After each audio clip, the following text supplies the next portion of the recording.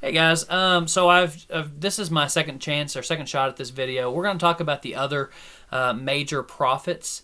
If you've already watched the other video, you know that we've talked about Jeremiah and Isaiah, and now we're going to continue on with those other three books of the major prophets. Now I know some of this is our review for you. You probably already know Lamentations is not the name of the guy. There wasn't a guy walking around, hey, my name is Lamentations. Lamentations is basically writing a lament from the prophet Jeremiah. So this is who we attribute this through. And I talked about how he had the title of the weeping prophet. Well, nowhere is that more evident than in the book of Lamentations. But that's a little misleading. Lamentations is you'll definitely see and experience the sadness, the tears in this book of the Bible, but not for the reasons that many of us think. So you'll have a tendency to read this and think, oh man, Jeremiah is just so sad. And he does have, he has a sad message to give. But keep in mind, that's not really his tears that we're seeing in these pages. Instead, those are God's tears. Because God is, think about it this way, God is when you think about how your fathers or your parents instruct you and then you fail, and how that makes them feel, like when you blatantly disobey.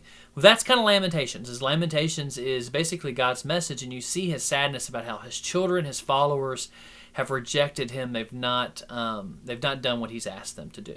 Okay, so again, this is very much the weeping prophet book of the Bible.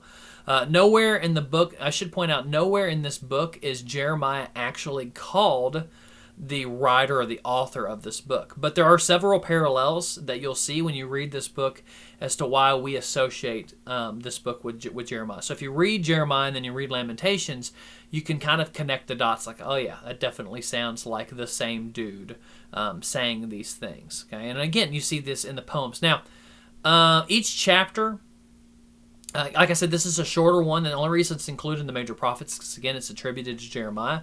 But each chapter, the prophet adopts a different perspective or voice. Okay, so you're going to see in all of these chapters of this shorter book, you're going to see a different. Siri's talking to me. Don't know what I said. Didn't say anything, Siri. This is so funny. Anyway, I didn't get that. Could you try again? Unbelievable. In each chapter. So okay, sorry, I got distracted by the phone. This technological world we're living in. Let me turn off my phone real quick. Sorry about that. While we're up, I'll show you around the room if you don't mind. This is my Mincer man cave. You can see part of my pirate section. I'm going through some old documents. This is what I'm doing during my break, and I'm working on my man cave. This is the bad guy side. On the other side of the upstairs of the garage, I've got all my sports stuff. So that's the hero side, and this is the villain side. So I've got all my pirate stuff back here. On this wall over here, I've got all my Ghostbusters and Scooby Doo and Haunted Mansion type stuff. And as you can see, the sun has come through. I've picked the worst time of the day to shoot this video, which is why I set this up a little differently. All right, so I got the phone turned off. Maybe I'll ask you a bonus question or something about my man cave, since you guys get a tour of that and we didn't even expect it. By the way, you can see on the picture over here, up here, there's whatever. The TV is reflecting the treadmill. That never gets used, as you can see. I'm not doing anything on that. All right, sorry to get us off a little bit. Lamentations. So these sections, so each of these different chapters are going to reflect a different voice. So it's interesting because it's almost like, you guys know how Mr. Mincer likes to dress up and do different characters. You almost see a little bit of that here in Lamentations because you get a different type of voice speaking to you in each of these chapters. So in chapter 1, let me read you this section. In chapter 1, the city of Jerusalem, it's the actual city that seems to speak.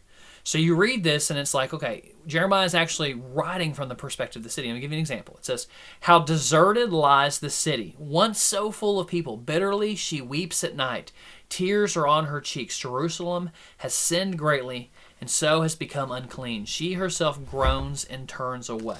Okay, so in this very first chapter, you see the voice is actually the voice of the city. In chapter 2, the Lord is the focus of Jeremiah's cry. So in chapter 2, he takes on the voice of God, and he uses the voice of God. Let me give you an example from that. In Lamentations 2, 1 and 8, it says, how the Lord has covered daughter Zion with the cloud of his anger. He has hurled down the splendor of Israel. From heaven to earth, the Lord determined to tear down the wall around daughter Zion. So that's chapter 2. It's the Lord's voice. In chapter 3, God is pictured in some pretty shocking images in this chapter. So we continue with that message, that image of God's voice, but it becomes very scandalous, very shocking. Okay, let me read this to you. It says in Lamentations, this is a continuation of chapter 2. I don't know why I said chapter 3. Chapter 2, we see that continued voice of God. Okay, I skipped ahead a little bit, sorry. Let me read this section that's kind of shocking. It says, like an enemy, he has strung his bow, his right hand is ready. Like a foe, he has slain all who were pleasing to his eye. The Lord is like an enemy. He has swallowed up Israel. Again, that's shocking because God is like, I'm not calling you myself to you, your resurrection or your Lord or your Savior. Instead, I'm your enemy. Like, you've disobeyed me so much that I now stand in opposition to you. Then in chapter 3, we take that a step further. God in mercy warns Jerusalem about the inevitable consequences. So in this chapter, we actually see we're like, okay, I'm the enemy and I'm going to allow these things to happen to you. In Lamentations 3:1, it says, I'm the one who has seen affliction by the rod of the Lord's wrath. Okay. Jeremiah was willing to identify himself with his sinful congregation. So it's interesting because you read this and you actually see Jeremiah putting himself into the same shoes as those God's talking about. He's saying, like, it's not just you all who's being condemned, who's going to be punished. I'm going to be punished with this as well. And you can read about that in Lamentations 3. In chapter 4, again, Jeremiah is going to shift the conversation a little bit. He's going to change this. He's going to put on a different hat. Because here we're going to actually talk about the possessions and the things of the people of Israel. Now, that's not just including the houses and the stuff that they own. What's actually shocking thrown in here as well is that it talks about the children of the people of Israel that God seems to be speaking about. And you think about this, this is all the stuff that the Jews, the Israelites, took as like possessions of pride. They looked at their homes and they're like, I'm proud of that. They looked at their stuff. And again, a lot of reflection of this in our own ideal idolatry, our own self-centered society is on our stuff and our possessions. And so you see where Jeremiah talks about these things in Lamentation. He talks about how he's like, can't trust any of that stuff either. I'm going to take that stuff away from you as well. Let me read for you just a very short section here from chapter 4. It says, how the gold has lost its luster, the fine gold become dull. The children beg for bread, but no one gives it to them. Those killed by the sword are better off than those who died in famine. And that's from Lamentations 1, 4, and 9.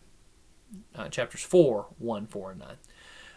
And then the very last poem, we get to the very last section of this, and this last poem echoes the cries of the captives as they are marched off to Babylon. So again, we see one last character that is played out here, and that is a return to the people of Jerusalem, or Judah, as they are being dragged off in chains literally to Babylon. Okay, they turned now to the Lord, but at this point it's too late. In spite of Judah's failure, should be pointed out here, and in the middle of a dreadful consequence, because we do see God's consequences laid out here. They are taken away by the Babylonians, taken in chains. In spite of all that, we still see a message of God's continued grace here as he reaches out to those who turn away from him. You see this, ironically, not at the very end or at the very beginning of this book, but instead right in the middle in chapter 3. At the depths of Jeremiah's own despair. This is where we actually see Jeremiah show up and start speaking. This is where, again, we get to that weeping prophet. In the middle of his message about despair, we get a really strange piece of scripture. And I want to read this to you. It says, yet this I call to mind. Again, keep this in mind. It's all bad at this point. Everything has been terrible and sad, and Jeremiah himself is saying, I stand condemned. But then he writes, yet this I call to mind, and therefore I have hope. Because of the Lord's great love, we are not consumed, for his compassions never fail. They are new every morning. Great is your faithfulness. The Lord is good to those whose hope is in him, to the one who seeks him. Those he brings grief, he will show compassion. So great is his unfailing love. So at the lowest point, at the most difficult point, Jeremiah focuses on truth about God that he has learned long before. So God's character never changes, and you see that it's still consistent even in this difficult book. Jeremiah is confident that this hope in God still exists, that ultimately, even though he knows that him and his people are going to be dragged off into slavery, that God is still going to control. He's still going to be in charge. He's still going to bring good to his people out of incredible tragedy. Okay. One other quick thing I want to talk about in this book, and then we'll move on to the next two because I know we're already running a little over time. So there's 5 poems that are presented in this book in the 5 different chapters. 4 of those 5, and that's chapters 1 through 4. Okay. Chapters 1 through 4, they have a very interesting structure. And I don't expect you all to read your Bibles and catch this because you only can catch it if you know anything about the original Hebrew, which I know very little, and I don't pretend to know a lot about it either. In the original Hebrew text, each line of each verse begins with a different Hebrew letter in the order of the Hebrew alphabet. Okay, so there were 22 letters in the Hebrew alphabet. Chapter 1, for example, has 22 verses. A poem structured according to the letters of the alphabet is called an acrostic poem. So chapters 2 through 4 are structured in the same way. So you see chapters 1 through 4, and they all have this exact same setup. Now we lose some of that. Now you'll notice that they're pretty much the same length when it comes to verses. But what you lose is you see that there's actually a poem intended in all 4 of these chapters. And they're all alphabetical, and they go A through Z or whatever the Hebrew equivalent is of that. So there's 22 verses in these, okay, of each of these chapters. Now chapter 3 is a little different, because I said that all of these are the same, but chapter 3 is just a slight different. I'm going to put a little tweak to it. It's still an acrostic poem, still does the exact same, follows by the same rules, but there are 3 lines that are given to each letter of the alphabet. So this one's longer. So you see verses 1, 2, and 3 all begin with the first letter in the Hebrew alphabet, which is why you'll come across chapter 3 and you'll say, well, that's a lot longer. What the heck happened in that poem? Well, that's because there's actually 3 verses attributed to each of these letters. Okay. 22 letters multiplied by 3 lines. Each gives a total of 66 verses. I'm going to assume you guys didn't want to do the math. I'll do it for you. So the 66 verses there. Even though the poems are filled with strong passion, the structure shows that they were carefully and skillfully woven together. The unique structure of this book was the author's way of demonstrating that he had exhausted all the possible ways of expressing his grief. Okay, so even in the very attempt at doing this, Jeremiah is trying his best to say, like, look, here's the reason for this message, is because we've explored every single avenue in this. All right, in chapter 5, we also see that there are 22 verses there, but don't be fooled. This is not the same type of poem as the first 4. Okay, it does not follow the same rules. It just happens to be 22 verses long. It's not acrostic. In the Hebrew Bible, Lamentations is found in the section the Jews called the Writings, and it was located between the books of Ruth and Ecclesiastes. So if you ever come across something like the Hebrew Bible and you say, like, well, wait a minute, why is this book out of place? That's because it was traditionally put there. All right. There's other laments found in the Bible. We've studied this before. There's some in Psalms, some of that in Matthew as well, but I'll let you guys study that on your own. Again, this is a shorter attempt at this, so I want to get through this as quickly as possible. All right, let's get into Ezekiel. I'm realizing now we should probably broken this up a little differently. I'll try to go through this as quick as possible. Ezekiel, I hate this because Ezekiel is a fantastic book. If you only read one Old Testament prophet book, read Ezekiel. It's my favorite one. It's awesome. It's got a lot of great stories in it, but I don't have time to tell you all that, unfortunately. Let's tell you a little bit about the background of Ezekiel. Ezekiel was supposed to be a priest. He was born as a priest. He was supposed to be a priest. That was his life. In fact, at the age of 20, he began what was traditionally known as a 10-year time period for when you would become and follow all the requirements of becoming a priest. Okay, so Ezekiel is looking forward to the day when he will turn 30 years old and he will serve as a priest in the temple of God. However, before he reaches that age where he would become a priest himself, the entire country is going to fall to the Babylonians. So Ezekiel never gets his graduation. Hopefully you seniors are paying attention to this. Maybe some of you all can relate a little to Ezekiel. Ezekiel looked forward to that traditional graduation where he'd be honored for all that he accomplished, and he gets cheated on that, okay, because he's taken into captivity. So let's give you a little background. There's only two characters really you need to know about in this book. First one, of course, is Ezekiel. He was supposed to be a priest, but of course, after he's taken to become a prisoner in Babylon, God's later going to call him to be his chosen prophet living in Babylon. And then later on, you're going to be introduced, or during this book, you're going to be introduced to a character named Nebuchadnezzar. His name's come up before. He is the Babylonian general / emperor who is going to attack and destroy the city of Jerusalem. And that's really important here because Jerusalem was where Ezekiel lived and where he was supposed to be a priest of. Okay? All right. When Ezekiel and the others reached Babylon, they were settled in an area south of the capital city on an irrigation canal and called the Kabar River. They had to build their own homes. They were able to cultivate land there for food. And they had to work to survive. Some of the Jews had a really hard time settling there, as easy to understand. And they pretty much settled themselves to the idea, like, it doesn't matter. We're not going to build homes here. We're not going to create our lives for ourselves here. God can't possibly want this to happen to us. So he's going to rescue us immediately. And one of the main reasons that Jeremiah is called is to give them a message to tell them, nope, don't rely on that. You're going to be here for a while. So they waited, and no deliverance comes. Months stretch into years, and the city of the exiles becomes their permanent home. So 5 years after Ezekiel is deported, Ezekiel is finally called by God, but in a different capacity than he thought of before. See, again, he thought he was going to be a priest. He thought he was going to be serving the temple. Instead, he is 30 years old, right around the time when he would have actually become a priest.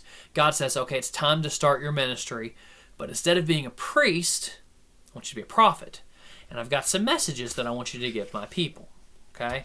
And if you read this book, you're going to see those messages. There's so much to break down here. It breaks my heart that I don't get to share all this with you guys. Like I said, we would probably spend 2 or 3 days in class just on this book of the Bible. But just keep in mind that Ezekiel receives this message. It's a unique way that he receives this message. It's a wonderful way that he gives this message. There's so many fantastic things in here. Some essential reading. I will highlight some of the essential reading for you for this book, and I recommend you writing this down. In chapter 1, we see the glory of God. And it's a really cool chapter to read, especially if you read this and then read John's account of his presence, of being in the presence of heaven, of God, in the book of Revelation. You see that in chapter 1 of Ezekiel. In chapters 2 through 3, we actually get to see God actually calling Ezekiel, which is unique because a lot of these prophet books, we just kind of pick up in the middle of their call, of their ministry, of their message. Ezekiel, actually, we get a unique perspective on seeing how, like, okay, God is showing us how this guy was called. In chapter 16, we get an allegory of God's unfaithful people. Man, I cannot express to you enough how much you should go and read chapter 16. It's a great analogy about what was going on with God and his people. In chapter 26, God's diagnosis of the crumbling society. Chapter 36, the restoration of Israel. And then, of course, the very famous chapter 37, which is the Valley of the Dry Bones. And my picture has frozen up for some reason, but hopefully you all can still hear me talking. But anyway, so there is Ezekiel for you, wrapped up nicely for you. I'll tell you what, we're going to stop there because my picture and my computer are frozen, and I will pick up on the next prophet book after this.